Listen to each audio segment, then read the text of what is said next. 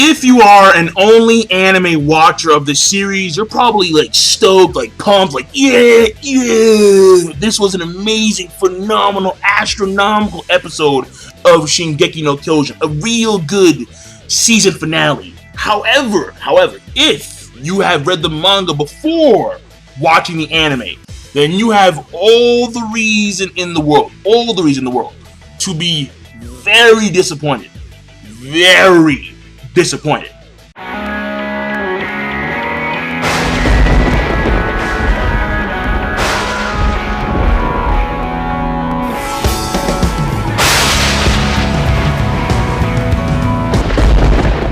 So this review, I'm going to break it down into two parts.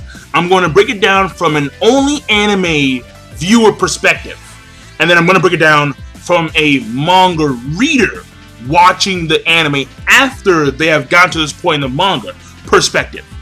So the second half of this video will contain spoilers, and I will let you guys know at that point in time for the only anime watcher guys. And by the way, the comment section for this video, it will be allowed.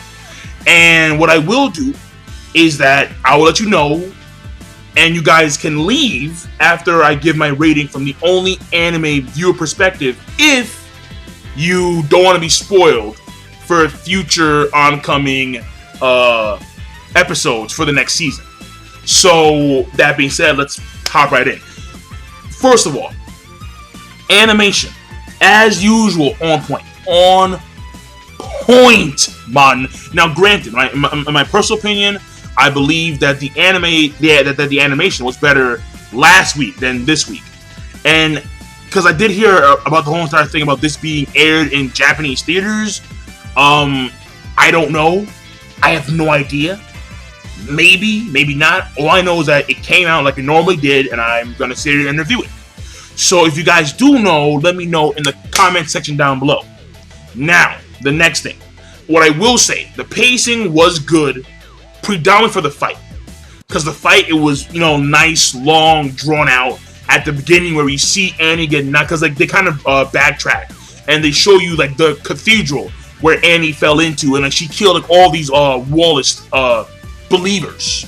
And how it goes up from there, where it's like we have Annie leading Eren into like this open area where they have like a hand-to-hand combat scene where Annie kind of gets the best of him, and then after that it's like he's against the wall and he's all bloodied up, his missing teeth and all this shit, looking all fucked up. And then what winds up happening is that he has this inner monologue, or he's actually talking to himself actually, and he's like, I'm gonna kill them. In fact, yo, here's the audio right here.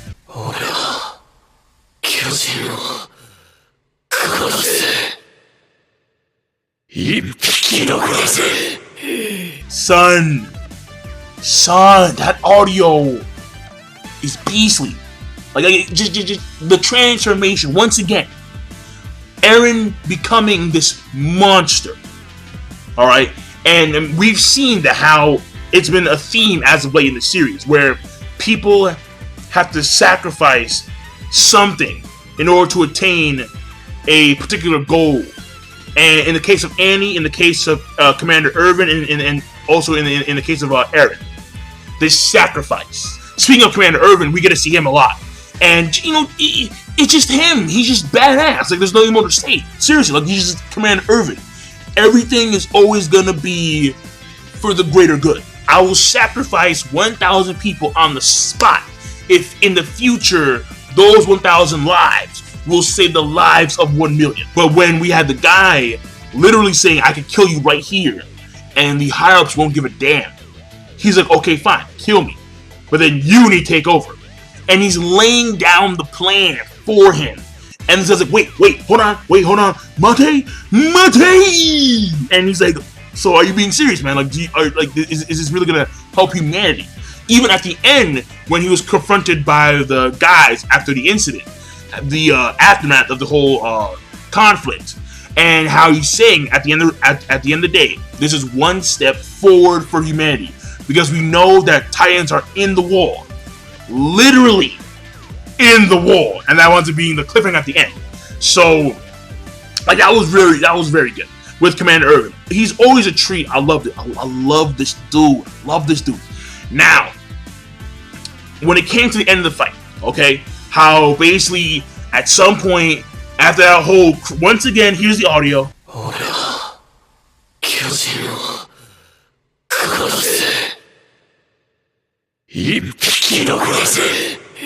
After that audio, it's like Eren goes into Pyro Titan mode, flame on, and then he straight up silverbacks this bitch. It's like, yeah.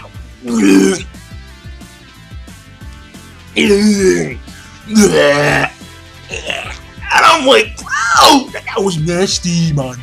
He grabbed her face and he crushed her face in, and you were like, oh my god. But she was still kicking. Literally. She turned around, kicks him off him, and then he's on full attack mode like a damn robot, like a machine. And then she jumps at the wall, starts to climb. He grabs onto her leg, bites that shit off, and he falls down. In comes Mikasa. Yeah, right there. Fingers off, Annie fall, and then she falls. Then like there's a weird fusion scene going on. It's weird. And then in comes Levi to rescue Eren from the nape of the neck. It was kind of weird because it was like he came out head first, where we know that it's the inverse, where they should be like he should have came out back first, not head first. So that was an error on the animation part, but whatever, it can be ignored. And basically from then on, it's the aftermath. This part I didn't like at all, where we have Armin blaming Eren because he hesitated. He had no arms. He had stubs. So you want this guy who doesn't have full control over Titan powers to do what exactly with no arms? Eat Annie and keep her in his mouth and somehow risk her dying because of that? He may swallow her. Therefore, the mission's in vain? Like, what do you want exactly, Army? Yeah, it was your fault. I'm like, wait, what? That made me mad. I'm not gonna lie, because I guess what makes me mad the most is that the fact that it doesn't happen in the manga. So, it's like this whole blaming Eren thing is just anime solely. And it ticks me off because it's like, no. Like, he... Well, either way, fuck it. Regardless, the episode overall, alright? And of course, the ending with the cliffhanger, where we see how her fingers, they wind up making holes in the wall cracks even more, we see a Titan face in the wall, which means that there probably are Titans all around Wall Sheena. If not, maybe all the walls have Titans in them, which is a huge, monstrous reveal. Like, whoa, wait a second, what's happening here? And this actually was kind of hinted at if you actually read the paragraphs in between parts 1 and part 2, how they give you some information about the story or the world at hand. And it's a story about this miner who tried to dig underneath the wall of Wall Sheena, but he could only go so far because at some point he actually hits this layer of bedrock and it actually breaks his shovel, and he tries to do it again, but he can't. No man-made substance can penetrate this layer of rock, which means that the wall itself is made out of material that is harder than any man-made material.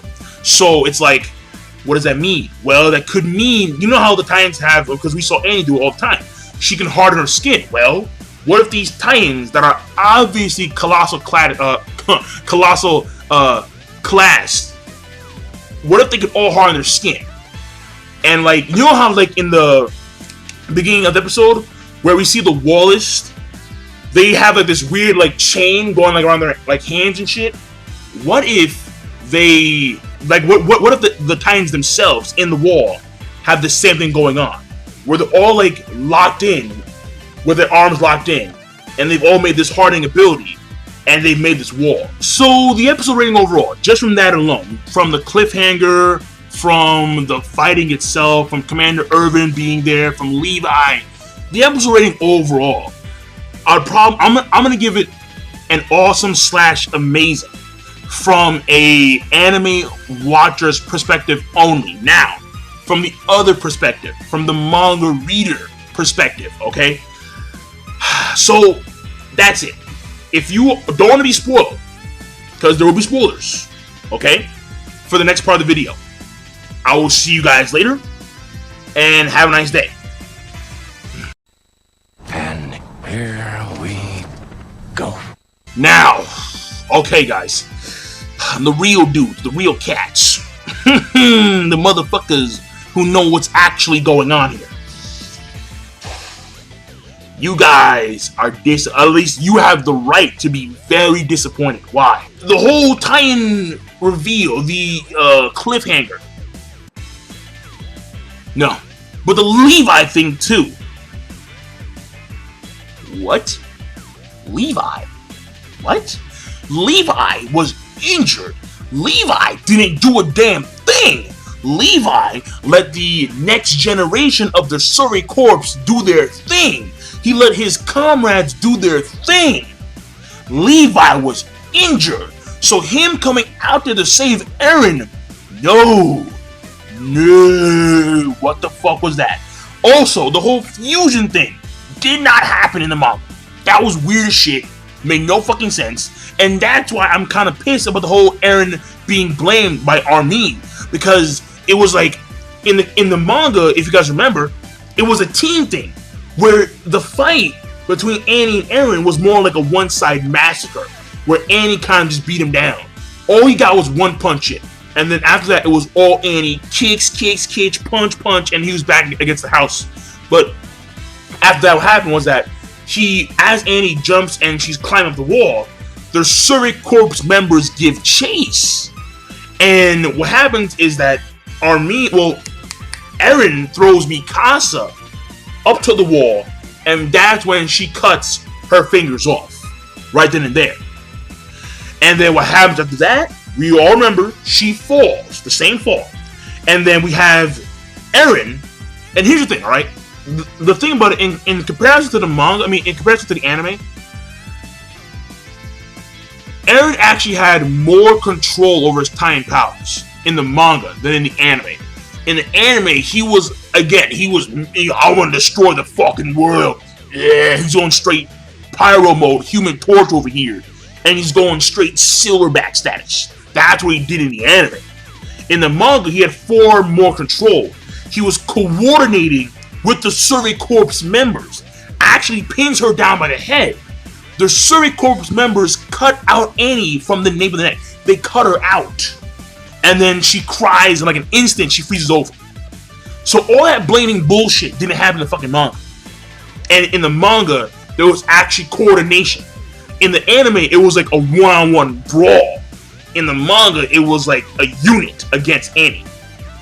But we remember how Mikasa, she's up there at the wall, and then the debris falling down from the wall at that point in time. It wasn't like in the middle of the fucking night, and then no one's there. Then all of a sudden, wall. No, that did not happen in the fucking goddamn manga. In anime, they did that mainly because of the fact that they want to actually maintain the interest of the solely anime viewers for next season, because that's a big reveal for them. But for us, it's like that's bullshit. At least again, and it can be if you feel like the ending was insufficient, if it was disappointing. I got 4 PMs today from guys who were like, dude, this ending, the season finale of this ending of Shingeki no Kyojin, what the fuck? And I'm like, I'm thinking the same thing, like, what the fuck is this? So, what happened to that? Mikasa, debris falling down, still on the wall, she's about to jump back down, she pauses, turns, face of shock. She sees the Titan face right then and there. And then all the other Surrey Corps members see the Titan face right then and there.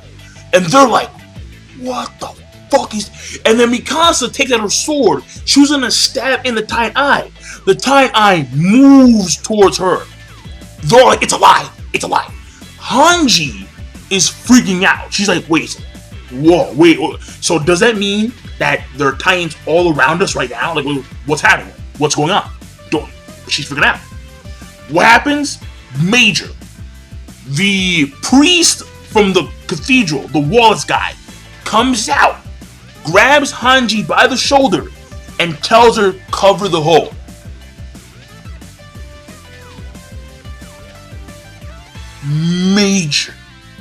major lie. If they ended this season finale on that would have been a billion times better. That would have been with the same flow of the manga, not some random middle of the night shit. Because then this introduced a whole new scheme to the story. Because now it's like, wait a second. So maybe the Titans who transform into humans are not the only people in cahoots with the Titans. Maybe these Wallace guys are too. He knew that Titans were already in the wall, which is why beforehand the garrison had to fight so hard just to put up cannons on the wall. Why? Because some of these Wallace tried to stop them. So why they do that? Well, now it appears as if some of these Wallace know that Titans are in the wall, which is why a lot of them don't want people fucking around with the wall, because they fear this may be the end result of the wall collapsing and these Titans emerging from the wall. Because as far as we know, the Titans, all they need is what? Sunlight. Just to remain active and live and to survive. So, and the whole thing about covering the face, the sun was shining on this Titan's face. So the Wallace guys were freaking out. So it's that whole thing, how it introduces a whole new paradigm to the story. And they missed that completely. They just said, fuck it, show the face, and then we're going to call it a season. Have it end this shit on the Wallace guy coming up next to Hanji, hand on shoulder, staring her down, cover the hole. Had they had done that would have been 50 times better than what we got in the episode, for sure. So, as a manga reader who's read the manga before watching the anime, I could definitely say that there should be some degree of disappointment. At least in my case. In your case, that may not be the case. In your case, that may not be I like that. So, but give me your thoughts on that. Because again, the comment section, it's open for this video. It's open. So I'm done. King of Lightning. Be sure to, of course, and I'll give it a rating. As a manga reader, well, that's what I am. You know, fuck it. I'll give it a rating of good. And I'm being generous. I'm being generous. So, I'm done. King of Lightning, rate, comment, and subscribe as always. Peace. 2 ratings. Only anime watcher. Awesome/amazing. The manga reader perspective. Good and being generous. Peace. Have a nice day. 俺は巨人を殺す。一匹残らず。